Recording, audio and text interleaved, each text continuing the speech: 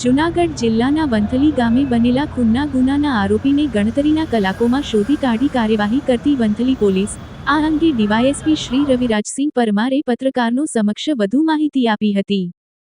ફરિયાદ નોંધાયેલ છે. પોલીસ સ્ટેશન ખાતે ભલાયસા પીરની દરગાહ આવેલી છે. તે જગ્યા ખાતે ખૂનનો બનાવ બનેલો છે. બનાવની વિગત એવી છે કે રફીકશા સરવદી એમના જે દીકરી છે ઇકરાના કરીને, તે તાજીમ મુસાભાઈ સોઢા નામના વ્યક્તિ સાથે પ્રેમ સંબંધ હતો. આ કારણોસર બંને પરિવાર વચ્ચે અવારનવાર માથાકૂટ થતી હતી, જેના કારણે રફીકશા કાસમશા સરવદી તથા અકરમશા હનીફશા સરવદી, અરબાદશા રફીકશા સરવદી અને ઇરફાનશા અમીનશા બાનવા નામના વ્યક્તિઓએ ભેગા મળીને ભલાયસા પીરની દરગાહ ખાતે તાજીમ મુસાભાઈ સોઢાને લાકડાના ધોકા વડે, લોખંડના સળિયા વડે તથા છરી વડે જીવલેણ હુમલો કરી તેમનું મૃત્યુ નિપજાવેલ છે.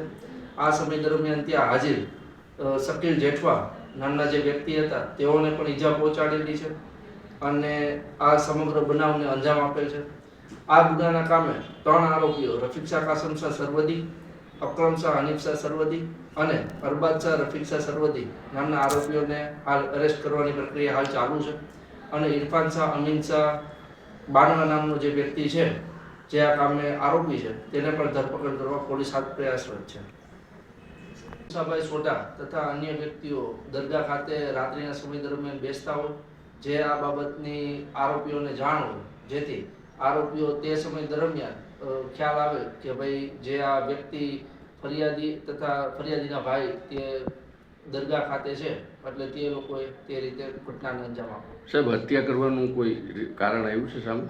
હાલ જે તાજીમ નામનો જે વ્યક્તિ જે આ મરણ જનાર છે તે આ રફીકશાના જે દીકરી છે ઇકરાના, તેની સાથે પ્રેમ સંબંધ હોય, આ બાબતે અવારનવાર માથાકૂટ થતી હોય, જેથી આ મૃત્યુની ઘટના અંજામ આપે છે. અગાઉ કોઈ ફરિયાદ નોંધાયેલી?